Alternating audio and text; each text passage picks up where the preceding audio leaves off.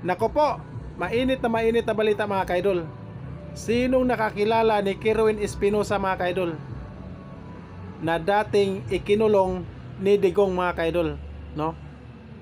Si Kerwin Espinosa ay binaril habang nangangampanya pagka-mayor sa Albuera, Leyte mga kaidol. Nako po,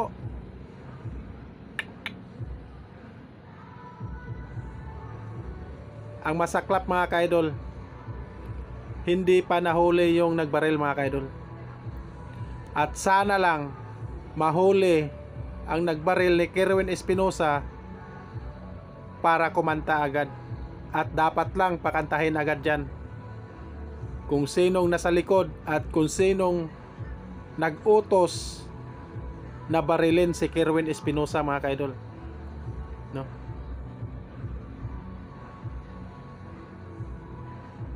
Sana lang po at panoorin nyo mga kaidol. Sana mahuli yung nagbaril kay Kerwin Espinosa mga kaidol para kumanta na po, no? Panoorin nyo po mga kaidol. Kapapasok lang na balita, binaril ang mayoral candidate na si Kerwin Espinosa sa gitna ng kanyang pangangampanya sa pagkaalkalde ng Albuera, Leyte. Ayon sa kanyang kapartido na si Carl Kevin Batistis, nangyari ang pamamaril pasado alas 4 ng hapon kanina sa barangay Tinagaan. Sabi ng hepe ng PNP Eastern Visayas, isinugod sa Ormoc Hospital si Espinosa na nagtamo ng tama ng bala ng baril sa balikat. Wala pang detalye sa kanyang lagay.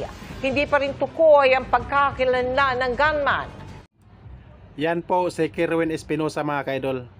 Habang nangampanya siya mga kaidol na pagka-mayor sa Albuera, Leyte mga kaidol, no? Parang inaabangan na po ito mga kaidol. Kasi yung ang gunman mga kaidol nasa entablado ng Kisame mga kaidol. Nasa Kisame po. Ha? Na tinatayuan niya dyan sa stage mga kaidol mismo. Ang masaklap mga kaidol ay nadamay pa yung kapatid niya, no? At isang minor de edad mga kaidol nadamay po. At sana po ligtas po sila, no? Maraming salamat mga kaidol. And ingat po tayo palagi. God bless po sa inyong lahat.